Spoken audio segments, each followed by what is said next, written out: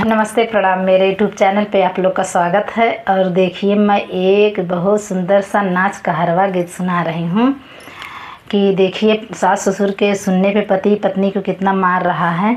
आप लोग सुनिएगा, छोटी छोटी बात के लिए आप लोग सुनिएगा। सुन के चैनल को लाइक सब्सक्राइब कमेंट ज़रूर करिएगा। और अगर पति कहा नहीं मानेगा सास ससुर को ना, तो यही होगा कि मेहरारू का सुन रहा है। मेहरारू को मारता तो सास ससुर कष्ट नहीं होता है कि मेरा लड़का मार रहा है। तो सुनिएगा, बहुत सुंदर नाच का हरवा गीत है। आप लोग सुनिएगा, सुन के चैनल को लाइक सब्सक्राइब कमेंट ज़रूर करिएगा और बताइएगा कि मेरा गाना आप लोग को कैसा लगा। कमेंट में ज़रूर बताइएगा। आप लोग अपना राय ज़रूर दीजिएगा। सुनिए आप लोग गाना। रतिया मरले बाबला मुआ हो बेला नवा के मार।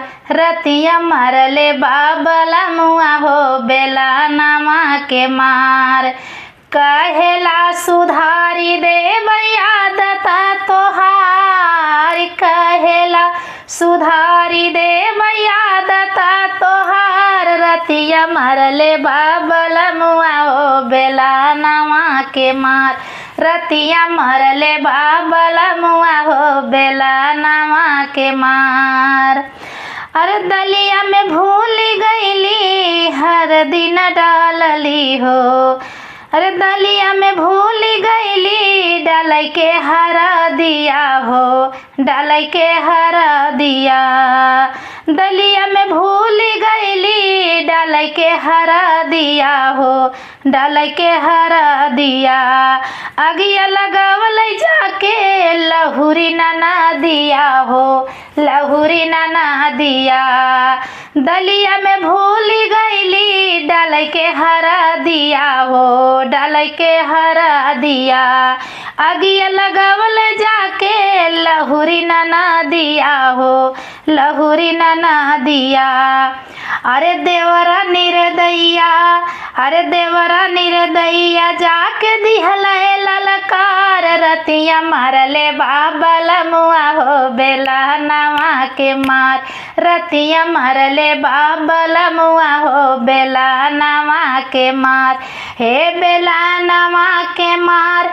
हो बेला नवा के मार। रतिया मारले बाबला मुआ हो बेला नवा के मार। रतिया मारले बाबला मुआ हो बेला नवा के मार।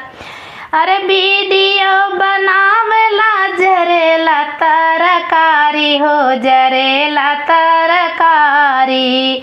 वीडियो बनावे में जरेला तरकारी। सासू के दामाद आइल रहल ससुरारी हो। आए ससुरारी। वीडियो बनावे में जरेला तरकारी। सासू के दामाद आइल रहल ससुरारी। अरे झोटवा उखाड़ी के ढकेला दुआर। रतिया मारले बाबला मुआ हो बेला नवा के मार। रतिया मारले बाबला मुआ हो बेला नवा के मार। हे बेला नवा के मार। हो बेला नवा के मार। रतिया मारले बाबला मुआ हो बेला नवा के मार। रतिया मारले मोर बला मुआ हो बेला नवा से मार। अरे आइल न जेठ सखी हमके छोड़ावई हो। हमके छोड़ावे। आइल न जेठ सखी हमके छोड़ावे हो। हमके छोड़ावे। ससुर भसुर के ऊ बतिया न माने हो। बतिया न माने। आइल न जेठ सखी हमके छोड़ावे। ससुर भसुर के ऊ बतिया न माने हो। बतिया न माने। अरे बड़ा निर्दया निकला पापा तोर दामाद। रतिया मरले बाबला मुआ हो बेला नवा के मार। रतिया मरले बाबला मुआ हो बेला नवा के मार।